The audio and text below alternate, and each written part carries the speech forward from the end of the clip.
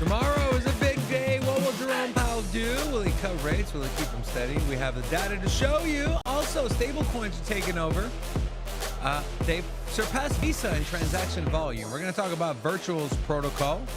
A lot of exciting things happening in that ecosystem. Could this be the next big wave for Virtuals? And where should you park your money? Of course, I'm not going to give you financial advice, but I will tell you what I'm going to be doing. We got Magic Internet Money joining us today to break down the charts. There's a big move brewing. A lot of things have been consolidating. Now, will this move be to the upside or to the downside? We'll get Magic's take on it. Bitcoin is seeing a little bit of a bounce back up to $118,000. Pith Network has onboarded $3.7 trillion of value.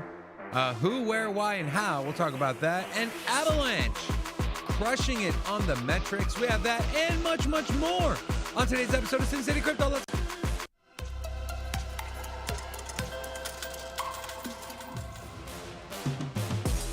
Hello, everyone. Welcome back to Sin City Crypto. As you can see here, I am flying solo today. Rob is going through a sex change operation, so I wish him luck. Just kidding. He'll be back tomorrow. But today, it's me and a little bit of magic. Just a little bit. I do have a Q&A open in the chat, so make sure, guys, if you have any questions, you want to be my virtual co-host today, feel free. Drop some questions. We'll have some great conversations. Also, not also, but let's start here. Tomorrow, the FOMC, Federal Open Market Committee, just in case you didn't know what that stands for. Now, tomorrow we'll be doing a traditional live show from 10:30 to 11:30, and then depending on, we might run a little later due to the press conference. We'll let you guys know, but regular scheduled showtime tomorrow. And so a lot of people, there's a lot of talk. Trump went to the Fed. It's all the memes with them with the hard hats and with the piece of paper. Those are funny. But do you believe that Trump had any sway or will have any sway in what Jerome Powell and the FOMC decide to do tomorrow? Well, the CME says no, because 98% believe rates are going to remain unchanged. Now, I was going to say what Trump said, but hey, I'll let Trump speak for himself. This is when he was meeting with UK Prime Minister Keir Starmer, and this is what he had to say about Jerome Powell and Fed rate cuts and what he thinks is best for the country. We should be 3 points lower. Each point is $360 billion. Can you imagine that? That's big numbers. Each point, 1 point of cut, is the equivalent of $360 billion in savings. That's big stuff, Those are big numbers in the U.S. Everything's big. He should cut. A smart person would cut. He leaves very soon, so it's like one of those things. But I'll miss him great. Yeah, you definitely will miss him. So Trump wants a 300 basis point rate cut. Not going to happen. In fact, I would argue that would be catastrophic for the markets. What the hell are we doing? But again, CME believes tomorrow is going to be a nothing burger. I'm in the same camp. I don't think we get a rate cut until maybe September. I don't think there's an August meeting. Yep, August, they're on vacation. I heard Jerome Powell is going to be going to the Hamptons and vacationing there. But September 17th is going to be the next one. I do think that as long as the data is to the liking of the FOMC members and, well, Jerome Powell himself, we should get a rate cut then. But I don't think we're going to get a rate cut tomorrow. Now, the one thing to keep in mind with rate cuts is if you don't, if you're not necessarily familiar with how rate cuts impact the markets or equities, just know that there's $8 trillion that is currently earning 4 to 5% interest in money market funds because the rates are so high. Once those rates are cut, now Federal Reserve cutting interest rates doesn't affect long-term interest rates. It affects more short-term interest rates and kind of trickles down into the longer term ones. But if the rate comes down, let's just say eventually by, I don't know, this time next year, we're at 2% or 1.75%. Well, now all that money in money market funds is not going to be earning that 4 to 5%. It'll be earning 2 to 3%. And at that point, that money is going to find a new home. And our bet is some of it, I don't know how much of it, maybe 10% of it, maybe 20% of it, I don't know, will find its way into the cryptocurrency markets. And I think timing will be absolutely perfect. because by then we should have staking enabled on ETH. We should have more altcoin ETFs like XRP, Hedera, Cardano, SWI, you name it. And so, but as of now, nothing's going to change. But think of it this way. We've had this huge run in Bitcoin and altcoins. Well, not necessarily altcoins, but a huge run in Bitcoin, some altcoins, with the Fed keeping their rates as high as they've kept them for this long. We know when they cut rates, borrowing money and just money becomes cheaper, and that should help push the prices up. We have this as well. This was posted by George from Cryptos R Us. Tomorrow's another big day. Wondering if the White House did this on purpose. If they purposely decided to put out the crypto report on the day the Fed doesn't cut interest rates. Let's take a listen. This is the anchor lady here on Squawk Box talking about the report tomorrow and what it will detail. Very interesting.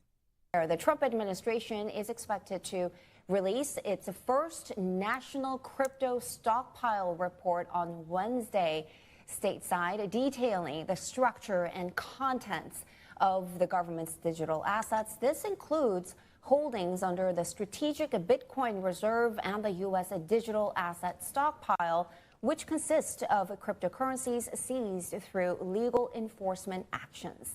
Investors are eager to know how much Bitcoin the U.S. government actually owns. The report could also recommend national security and banking access reforms for crypto firms. We're back with Jordy Visser. So interesting. There was a lot of talk about there's a lot of talk about Joe Biden and that administration selling a large amount of Bitcoin before they left office. And so are we going to get that report?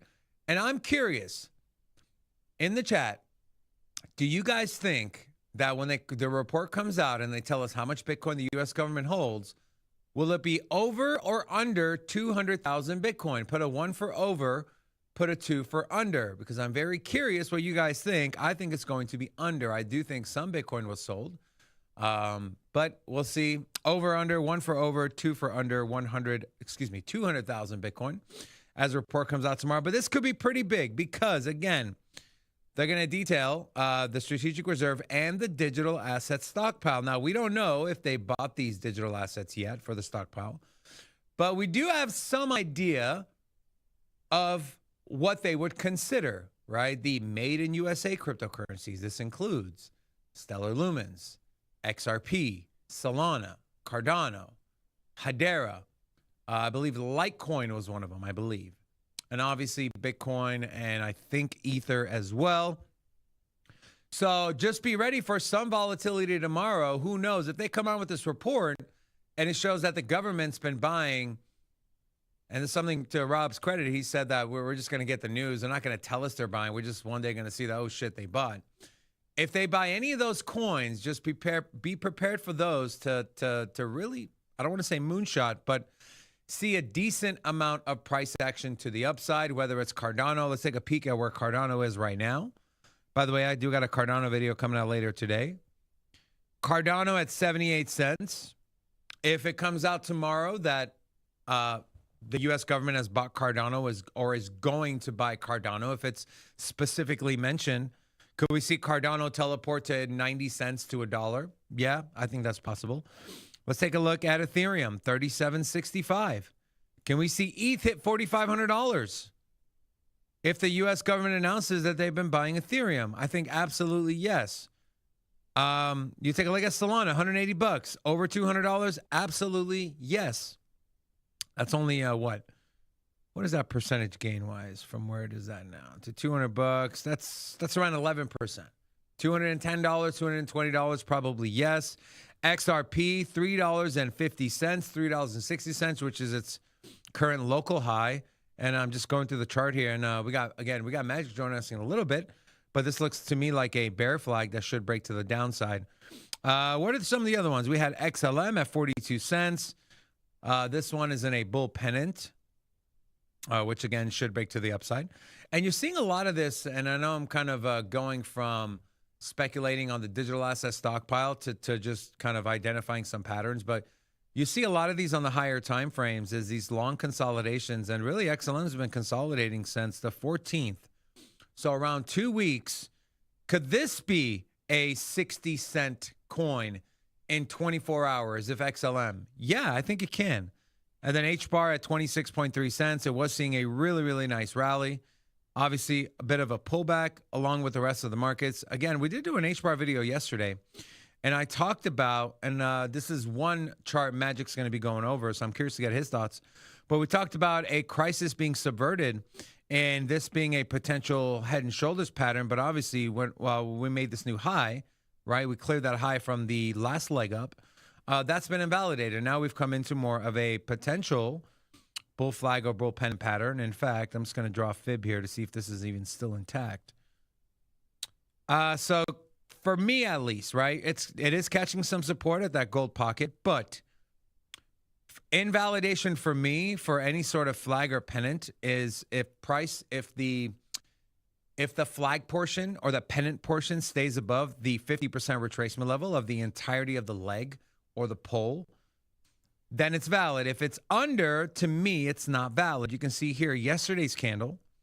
We wicked down there but closed above. And today, now this could just be another nasty wick, right? We need to clear 26.935 cents on HBAR for this pattern to come back into play. That's just my parameters that I have set for these type of patterns.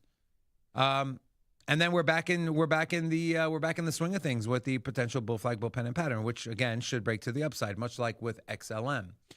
And so, yeah, just be prepared. Now, I wouldn't go out there and try to front run this thing and put in a bunch of longs. The markets are pretty bearish right now from a sentiment and obviously from a price action standpoint as well.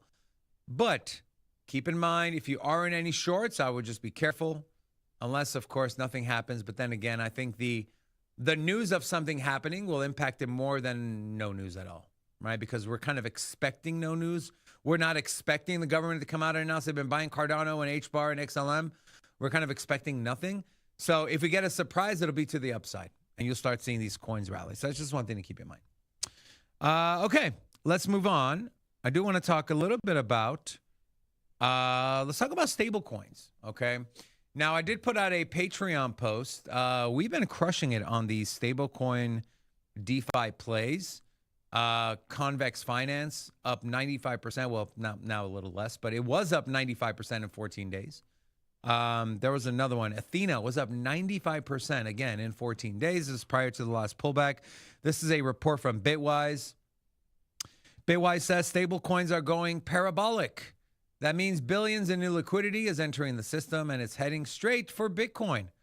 I don't know if it's heading straight just for Bitcoin, but we know we can assume a good amount, I don't want to say a majority, but a good amount is going to find its way to BTC. And then we also had this article here from Crypto. What the fuck is this website? Crypto DNES. What the hell kind of name is that? Anyways. Stable coins are overtaking Visa. Here's the latest, and all I want you to do is look at this chart. Volume, stablecoin transactions versus Visa payments. In green are stablecoin transactions. In black are Visa payments. As you can see here, going back 2018, stablecoins were non-existent. Same with 2019. And then we saw a little bit of an uptick, and it's been growing ever since. Outside of 2023, where we saw it come in lower than it did in 2022. But you see in 2024, stablecoin transaction volume surpassed that of Visa. And so far in 2025, looks like we are almost 2-to-1 ahead of where Visa is on transaction volume. So that's one thing to keep in mind. And so I always tell people, you can't invest in stablecoins and make money because they're $1. But you can look down the line and say, well, where are these stablecoins going to go? Because if you know anything about banking, when you deposit your money in the bank, they don't just let it sit in there. They use your money to make money. You don't think they're going to do the same shit with stable coins? Of course they are. They're going to print stable coins. They're going to use your money to buy the treasuries that back it. They're going to print the stable coins. They're not just going to let it sit in the account. They're going to put it on chain. And well, what platforms allow institutions to put it on chain? The ones I've been talking about for the last 3 damn months. Convex, Curve, Asymmetry, Finance, Athena, and there's a few other ones, but those are my four to five favorites. With that being said, we got we got Magic Internet Money joining us every Tuesday. Magic, welcome back to the show. How you doing, brother? I'm doing good, man. How are you? Good. Not friendly. Please do not touch. I'm gonna book my trip to Kansas right now, buddy. You might be the only exception. Good to see you, brother. Magic, pullback in the markets. Alts got kind of hit. Athena was up. I was talking about ENA. That was up 95% in 14 days. Saw a nasty pullback. We actually lost money on a trade there. We entered on a bounce off the gold pocket, and it just completely fell through. And so we took an L on that trade. But the markets overall, Magic, and in fact, I'm going to pull up the crypto bubbles. If you want to queue up a Bitcoin chart, and then we'll go to that first, Magic, and then we'll get into some alts. But Athena, big loser today, minus 13.2%. If you want to put this on the screen there. Fartcoin down 15%. A few greens, though. Conflux, I don't even want to say that name. Pump, XDC, which is an interesting one. This is a big RWA play, which actually was featured in our Almanac magazine. So, Magic, we'll get into alts here in a second. What are you seeing with BTC? Some of the smartest people I know are saying that there's a big move coming. They just are kind of 50-50 if it's going to be a break to the upside or to the downside. What are you seeing on the Bitcoin chart? Sure. As of right now, nothing really major has occurred. I think that support is pretty well defined here, right around the previous week low. Did you want to swap over to your? Do you want to swap over to your screen, Magic? Yep. Boomer moment right off. We don't mind looking at your face. You're a good-looking dude, you know. But the charts is sexy. All right. So previous week range is what we're really kind of focused on here in terms of what we're looking to accomplish on a bias. And as of right now, you are above the previous week's equilibrium. Also, the previous week open here. So this is kind of an important pivot that if we lose it, I'm expecting to re-see this probably close to 115 to 114 level. And what I want to point out with these levels is on your show, we talk about levels that are good for an entire year. And I do the same thing for 6-month closures. So I've got the 2024 closures and the first 6 months of price action from Bitcoin of this year's closures up. And when we take a look at those, you can see that that is exactly where you're at here. You're actually bouncing off a +3 deviation from 2024's price action. And then also the +2 here for the last 6 months, more local. That was your rejection high as well. So realistically, as long as you're living above 114,695 or this previous week low, things are fine. Now, the moment we lose that, I do think you start opening the door up to lower prices, and that first stop is going to be about 105. Now, in terms of the severity of that, I'm not really concerned with a wick down into that range. A wick down here doesn't concern me at all. Structure is completely intact. I do say that if we zoom out on the weekly, we talked about the weekly SFP and monthly SFP a couple weeks ago on this channel. We had spoken about how we were seeing a change of behavior across the board right here, where we're closing above, we're now holding a support. So showing that if we came all the way back down to here and lost this level, that would be kind of troublesome. Now, after that, you move on to the 2024 high in the same area. So if people are scared right now or worried about a pullback, I would say it's very opportunistic as long as you're above these levels on a meaningful time scale, like a weekly or a monthly candle. So if we revisit this area of the chart again, I'm actually looking at that as an area to potentially trade again and look for longs. So you know how people have been this whole cycle, though. I would say that the consolidations have been longer in this one, it feels like. And so it's really allowed people to kind of let their minds and like the narrative spin quite heavily. Yeah, you know, so Magic, you said if we get a wick down of 106, you said it's you're not really concerned. What would as long as it's a wick. Okay, I was gonna say, what would concern you? Is it like one candle close, or does it have to be multiple candle closes? And I would say a weekly blow would start to concern me. Okay. That would start to look bad. You start closing weekly back down below these levels. You can see that starts to look more like a full-on reversal at that time, and you've definitely changed and confirmed that there is a weekly top end at this point once you start losing weekly candles really below 114. But if you start closing below here, it looks like it's going to challenge this low. And then we have to consider this as, is this a really major high? You know, that's where that conversation can start to be had. But to me, as of right now, it's consolidating above old resistance, you know, and if it came back and back tested anywhere in this region, or even right here, it looks like back tested support and things are fine until they aren't, I guess, at that time. Yeah. The only thing I would highlight is we obviously have higher highs on our weekly chart across the board. You have lower highs here. You're getting a compression on the weekly chart. The one thing I will say is, you know, pay attention to the exponential that you're going to be coming into off of this, you know, trend line regression. So as this is starting to meet here, if we're coming into support, oftentimes you'll see bounces at the same time. So, you know, that's something that might take a week or two, but it's going to bore people out of the market, and the we're going to zero narrative or going to 200K narrative is as strong as ever on either side. So I just wouldn't buy into it much. I feel like this is like the new cycle we're in, Magic, is we see spurts and then bore people to death, spurts, bore people to death, spurts, bore people to death. Have you put any thought, Magic, into maybe this is the new way Bitcoin is going to perform? Yeah. I think that it's always been a range-bound asset, but I do think it's probably going to be more into like larger consolidations over time, especially if more money is going to be entering the market. So that may be the new way to do it. For me, I've kind of started getting back more into lower time frame range trading and kind of working through some things for myself there to see if it's viable, that it doesn't suck up a bunch of time for me. But the opportunities that have been presented over this last bull market for those types of trades has been really good. You just don't want to be fighting the trend, because overall the trend is still up. Even if we go sideways for a long time, you have to have your invalidation. You know, for us, it was right here at the zone of the 6-month and yearly pivot. Magic, you want to swap down your, here you was want to swap to your PC? having Magic? pivot at 48 some change. Magic, so you want to even swap though over? it looks bad, but You want to swap over to your computer? oh man, I do that every time. It's okay, brother. I got you. I Don't worry, bro. gotta I get got an you. assistant for myself for this.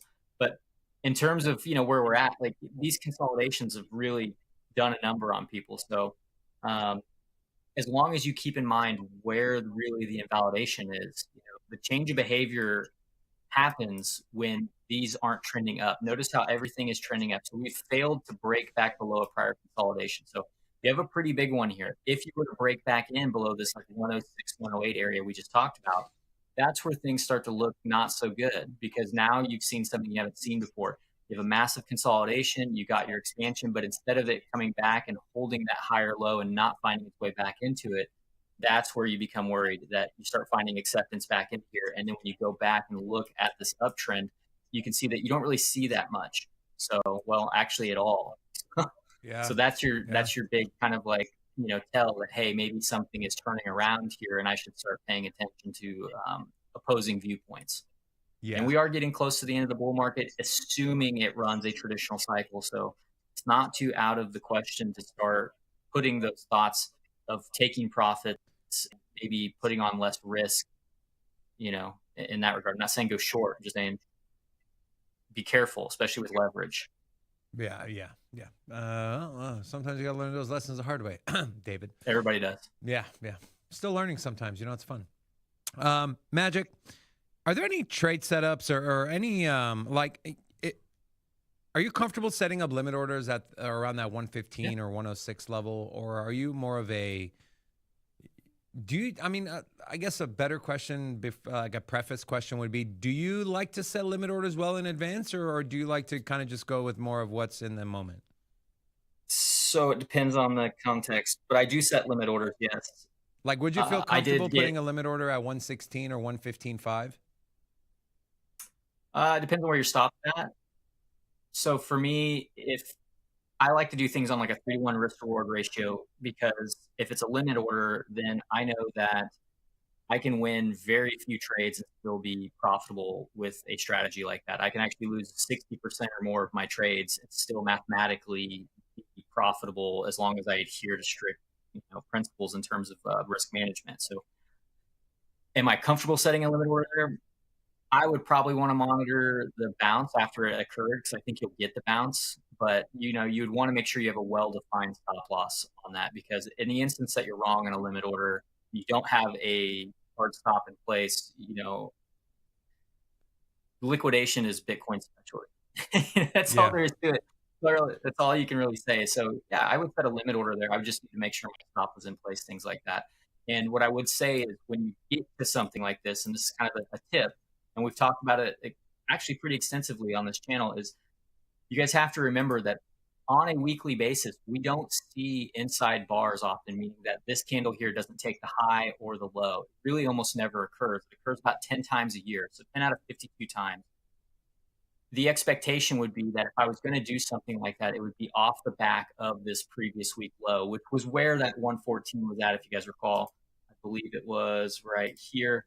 Yeah, you can see I'd be more comfortable setting here and then looking to run it back to like the EQ. So you would be setting something up like this if I were doing it. This isn't, telling someone, hey, take this trade, but I would immediately be looking at things like this. I'd say, okay, well, if that's my optimal area to take profit on like an intraday trade, where would my stop loss be? I want a 3-to-1 at a minimum, just because mathematically it makes sense. And it puts me somewhere in like the 112 range as a stop loss. If I lose that trade, I know what I'm going to lose already because I've set up my stop loss, things like that. That's the previous week kind of EQ. But this is how you would set it up like this. And you could do lots of things. You could set an alert here, and you could say when it recovers the previous week low after it's taken, because I know with pretty good certainty about 80% of the time this low or this high is going to be taken within this weekly candle. So I would bet on that if we lose the previous week EQ here right around 117.5, I'm looking for 114 and some change, looking for this low to be taken. And if it is and it's recovered, I'm willing to long and get in and put a stop loss of 3-to-1. And it's a small move at that point. That's more intraday with like 2.5%, and your stop loss is 0.8%. So it just depends on how you want to set up. Everybody's risk management's a little different. Everybody's got a different system in place. For me, that's just how I like to do things. I operate within pretty strict margins for myself at this point. Yeah, I like to go 3 to 5 on my take profit and stop loss. Just kidding. Bad joke.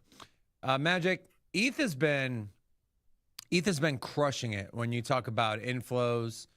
I have some news I'm going to share on ETH in a little bit. One giant, absolute giant, is launching RWA, essentially tokenized U.S. equities on Ethereum. And we're just continuing to see this trend of everyone, the institutions at least, are continuing to pick Ethereum, which was my thesis why I refused to punt on it 6 months ago. But price action wise, Magic, 3,700, 37 and 3,800 seems to be a nice spot for maybe some accumulation. I don't know. What are you seeing on the ETH chart, and where do you think it's headed to next? Sorry, I didn't hear you there. I was going to say, where do you think ETH is headed to next? I know you don't have a magic 8-ball, but from a probability standpoint, what you're seeing on the market? So in terms of ETH right now, you're at pretty big resistance. Again, this is your trend-based gold pocket here. And this is a linear scale gold pocket, but it is based off of the $80 low from prior cycle to the prior cycle high here around 4,800, give or take, and then the current low of our last, bear market. And that gives you a trend-based projection for, Ethereum. We do the same with Bitcoin. Get rid of this. That's for one of the guys in the group. I like to give him a hard time. What is that? So his face makes its way on my chart. Oh, was that someone's face? It's his handle on Discord, Satoshi Glakamoto. You guys might know him. He's pretty loud spoken. So. We know Satoshi Glakamoto. I like him. Sometimes I wonder if it's Robin because it's not. It's definitely not Robin. Listen, Magic, the way you know if it's Robin is if nothing makes sense, it's incoherent, and it's spelled incorrectly. Then you know it's for sure Robin. Good, so. And I believe Satoshi Glakamoto is a big ICP guy, I believe. He might be. Yeah. He might be. And also, was that a sorry to cut you off, Magic? Was that a quadruple top on a weekly time frame for ETH? Right here? Yeah. Yeah, I mean, kind of. 1, 2, 3, then you got 1, 2, 3 over here. So, this has always kind of been the main resistance that you want to be above. So if there was going to be a rejection here, getting worried would be realistically back below. I believe it was a quarterly low from quarter 2. I may just pull up the quarterly chart real quick and just throw it on there because I'm pretty sure I know where it's at. I think it's 27.77 if I recall.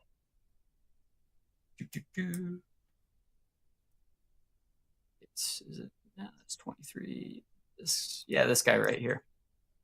So this is where you're going to want to see it, like set up shop. If there is a pullback, we want to see this level hold, right? We want to see it coming back testing this support and resistance level.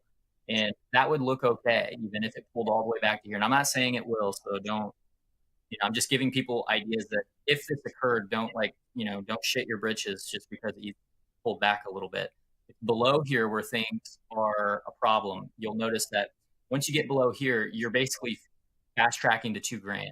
And if you don't hold $2,000, well, the prior all-time high seems to be the destination. You're going to hell. Now, this is a trend-based resistance. And if you break it, we expect to see the 1-to-1, the 100% move of the prior trend is now in play. Because right now you're at 61.8 to 65% of that trend that's been projected. So in the same linear fashion, if a linear move is made, 100% move would be 56.66. And that would actually be a fairly large resistance. You've got both 3-year, 2-year, and yearly projections in terms of like standard deviation models all the way here alongside a couple different other setups. We like harmonics.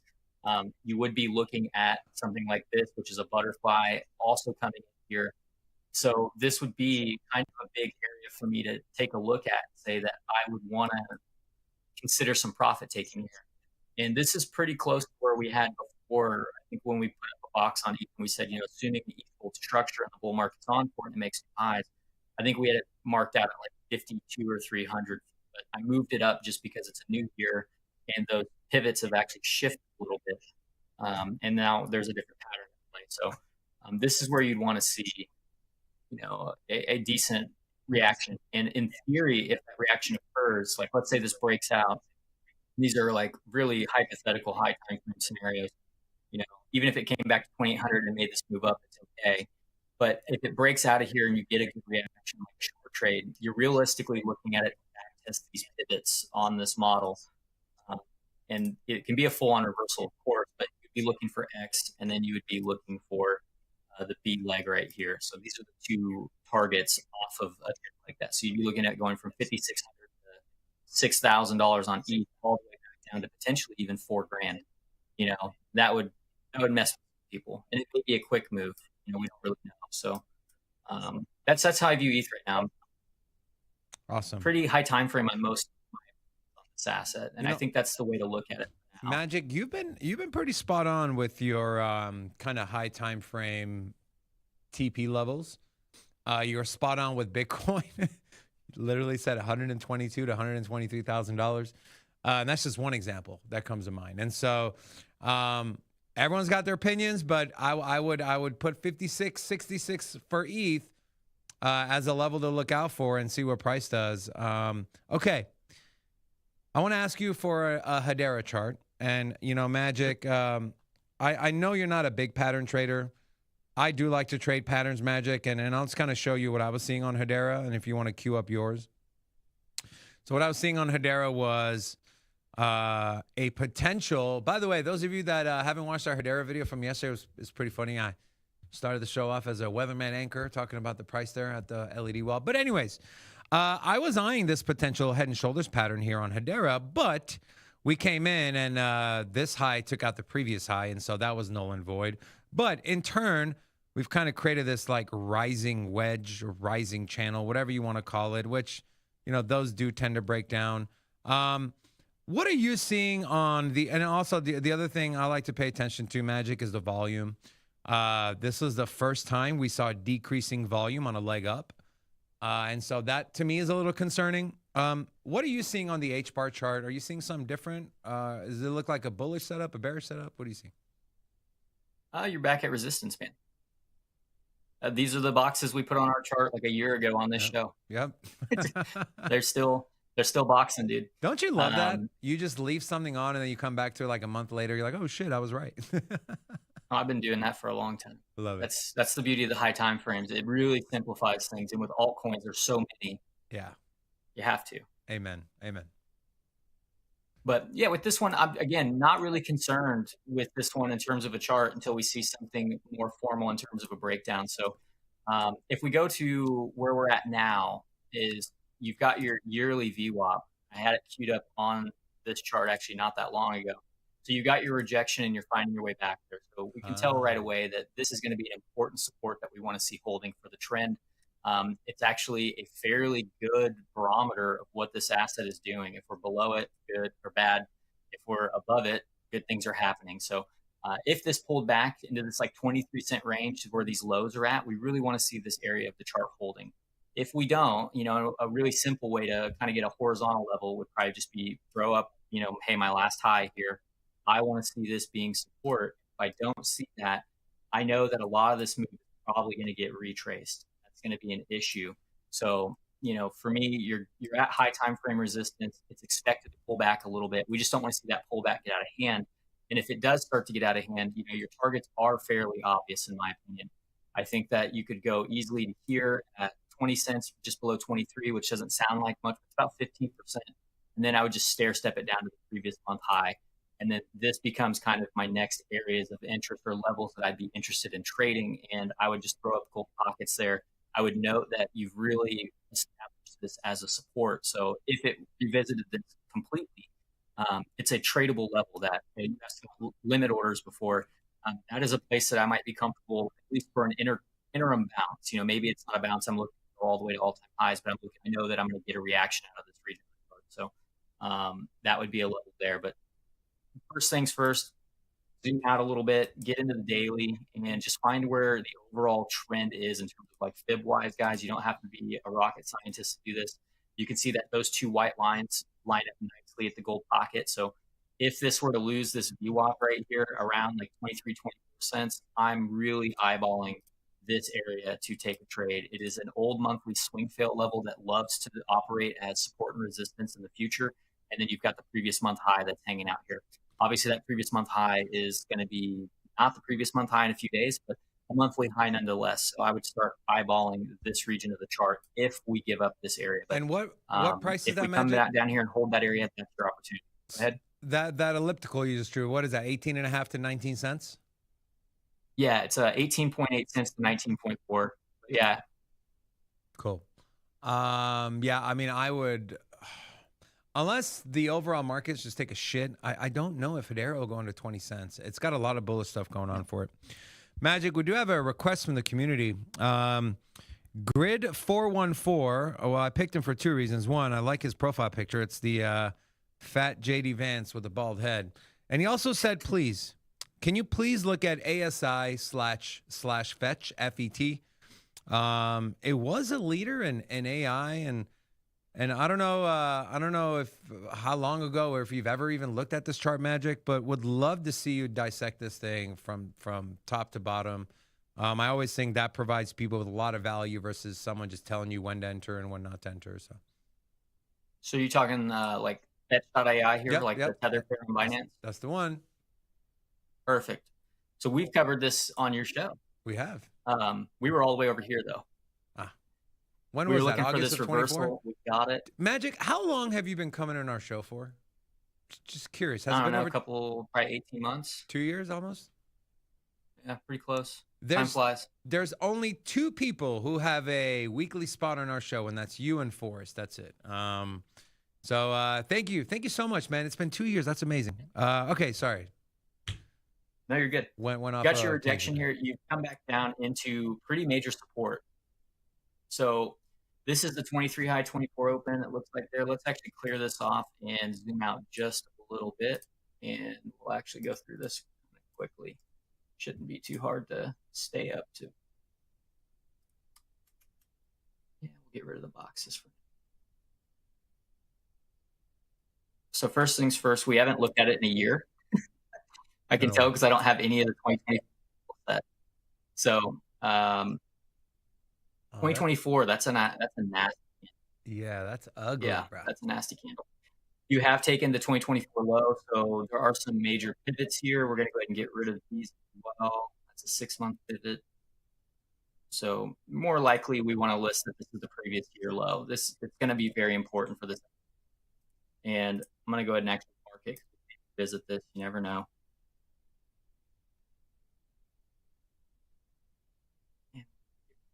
This guy, and just change the thing here. I'll try to operate quick because I know you guys are on a Oh, you're good. You're here, good. but You know, I actually, I don't know if you got my text before the show, but if you got the time, man, I'd love to keep you on. Obviously, we've already kept you on yeah, longer no, than you're usually, good. but So looking at things, I'm really looking at things through the lens of like yearly highs and lows because you have a pretty big consolidation here and then this massive move up. So um, realistically, this one is probably going to spend some time between 50 cents and 79 cents. That 79.5 cent level needs to be reclaimed. And if it does reclaim that, you can see, good things do happen for this thing.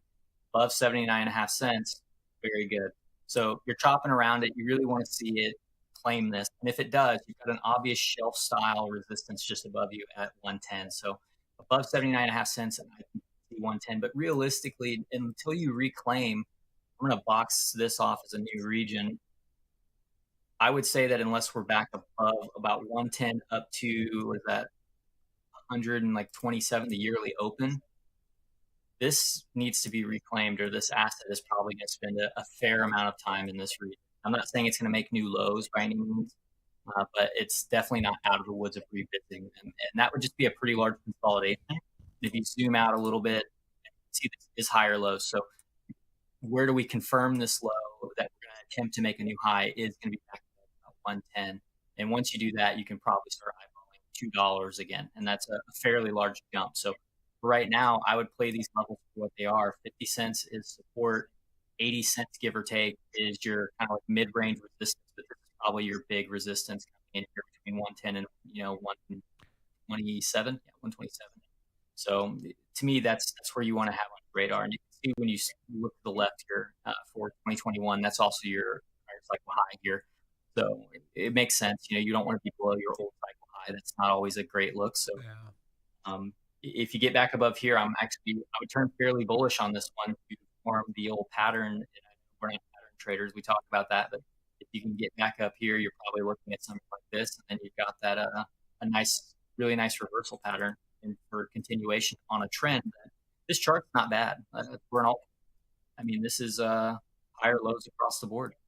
that's good. I can't really say anything terrible about it. I would just say that I'd be more neutral on it and play the support and resistances for what they are for now. But above here, that changes. The structure is pretty dramatically above that 70 or that $1.10 to 27 level. Magic, I'm curious. Can you go back to the weekly or the monthly? You had it on one of those two where you saw that massive scam wick. I don't know if it was a scam. Oh, it was a yearly chart. Okay. This is a 2024 candle. It doesn't look as bad when you're in a log scale. But when you're in linear, it looks, because your one-to-one moves. What I would really highlight is you haven't done yet. Okay, so I'm going to get rid of this box because it's in the way, and I'm just going to use an ellipsis here. So this high was actually closed above this year or last year. We have since given that up. However, this candle still has, 4 or 5 months left. So getting into that zone we just talked about where we said that this box is the most important level to get back above, this would look like a very large retracement and trap. And you close positive would actually be a pretty good thing. It would invalidate the idea that there's weakness entering the chat, or the chart. So closing the year out above these levels looks good, but the question is how far does the bull market go? Are we looking to go bull market into 2026? Is that even a valid idea? So again, that's why this area is above. And if it does, I would expect it to make it a yearly high, but probably come up to like these monthly levels. You can see that that's where your swing fail was, lower high, and I would expect to re-challenge that level at that time and probably hit this over 2 AMC that's just chilling up there by itself. But for now, I would expect projection to play. If it does, you're playing 50 cents. That's kind of the next area that if I was looking to trade, where I would be interested. It's around 50. Awesome. I guess I was going to ask you, just from like personal standpoint, when you see wicks like that, do you discount those as price action, or do you still take that into account when you're doing your analyses? It doesn't have to be ASI; it could be literally any other altcoin. It's a sign of large selling, which makes sense on an asset that size, that you get wicks like that. Yeah, it's not Bitcoin, and I think that's why we don't see. For those that were trading in 2020, 2019. We used to call them Darth Maul dildos because they were red on both sides. It took out everybody. I don't know if you remember those, but it was just wipe out the lows and the highs in like one hour candle. And it was like an entire range. So those are nuts. Those are the good old days. Yeah. So yeah, I mean, that was when Bitcoin's like 8 to 10K. Now we're at 100 and whatever. So it's you don't see it as much, but days you do of on Sam you do on Bankman-Fried. This is a really good example. I'll remember to turn my screen on right here. Look at this. This guy right here. This is a monthly candle, obviously, but that is Jesus. You've made these lows, you took these highs, and that's a roller coaster in itself. So then price just closed where it opened. Great. Yeah, pretty much. The ghost of Sam Bankman-Fried still haunts us today. That's what Brad Sherman said in Capitol Hill. Magic, before I let you go, I probably know what you're going to say, but tomorrow, rate cut or no rate cut? What's your gut feeling? Probably not a rate cut tomorrow. Yeah. But I think it's on the table come September, but I don't know that it's going to be what people want. Well, Trump, he wants those pretty big. He wants 300 basis points. 300. But I would say, tomorrow, more importantly, pay attention to the data. What Jerome says, he doesn't lie to you guys. What he says he's going to do, he usually just does. Yep. So, that is true, man. That's all I would say. It is what it is. That is very true. Magic, thank you so much, man. We love having you on the show. Guys, I would highly, highly, highly recommend you go join Magic's Discord. A lot of great insight, great content. He does do special Discord-only live streams, member-only live streams. And so I'm going to pin that to the top of the section. And then Magic, I know I said one more thing, but really one more thing. I did have a poll up before. I said the next big move is going to be up or down. 68% believe it's going to be up. 31% is going to be down. If you were to gut feeling, consolidation stops, the next move, up or down? Assuming consolidation actually breaks out in one direction, I'm going up until we see something else. So hell yeah, brother. Let's go. Which means a lot coming from you because there's some traders that just are nonstop bullish, and no matter what you show them, they're like, yeah, it's going to 500,000. Like, dude, Bitcoin literally just it just fell over and died. Who's worse though? Are they the bad ones or the ones that were like bear posting from like 20K to 100K? They're both insufferable, bro. At least the perma bulls, they it gives you a little bit of joy. The perma bears, you just want to be like, shut the fuck up, man. Just shut the fuck up, admit you were wrong, and move on. Like, God damn it. Yeah, if you call the top every single day for 4 years, you will get it right. But that's not the point. Very annoying. I'm very passionate about this, Magic. I'm very passionate.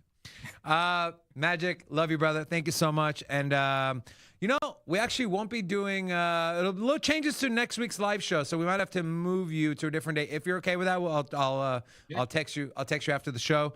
But yeah, man, have a great day, brother. We'll see you next week. We'll see you. Thanks. Take care. All right. I love Magic, man.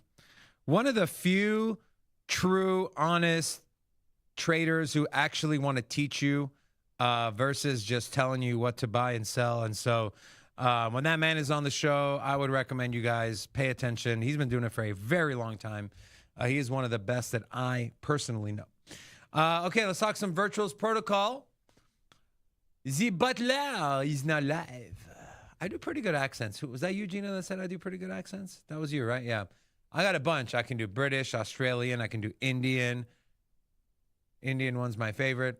And yeah, so I don't know. Maybe if someone drops a $100 super chat, I might bust out the Indian accent for you guys. It's a pretty good one. At the risk of maybe getting canceled. But hey, at least I got $100. I'm just kidding. Butler is our first agent narrative interface designed to live. Designed to live. Designed to live where users already are directly in the feed. No dashboards, no tab switching, just public interaction. Request in, agent generated, output out. Its first job focuses on AI generated content for meme coins. Now, they did launch Luna.fun. We'll get into that in a second. And a prompt, Butler replies with high impact video directly on X. So it essentially creates content for you and posts it directly on X. The significance isn't just in the content, it's in the interaction model, where a single request triggers agent discovery, negotiation, and output delivery, all orchestrated in context. This marks a shift. They go on and on. We have Luna.fun, which is obviously like pumped up fun. But I'll tell you something, man. If there's one team that I feel confident in, they would figure out how to make it as least extractive as possible. Now, I know it's decentralized. You can't stop people from selling or buying. But, hey, Gina, can we, is the program feed seeing me? Because I've seen a couple. I fixed it. You did? Okay, perfect. Thank you. What was I saying? I don't know, but on baguette. Exactly. Yeah. Okay. So like I said, it's decentralized, so you can't stop people from selling and launching rugs. But we saw what they did with Genesis, wildly successful. That's obviously cooled off.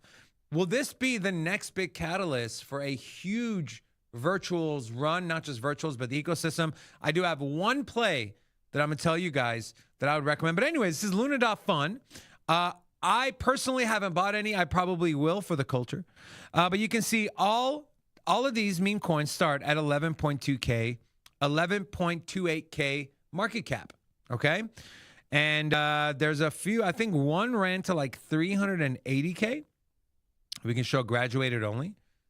This one right here, Cool Cat, 541K. What is that, a 50X? A 50X. So not too bad. Obviously, big sell-off. This thing was all the way up to a 600,000 market cap. But again, if this was literally any other team, I would have literally said, But because it's the Virtuals team, and because I know these guys, well, I don't know them like super personally, but I've spoken to them. I've had Wiki on the show. I've done an interview with him. I followed them. I'm in Telegram channels. And these guys are the absolute real deal. They don't mess around. They got their finger on the pulse of the community and the markets.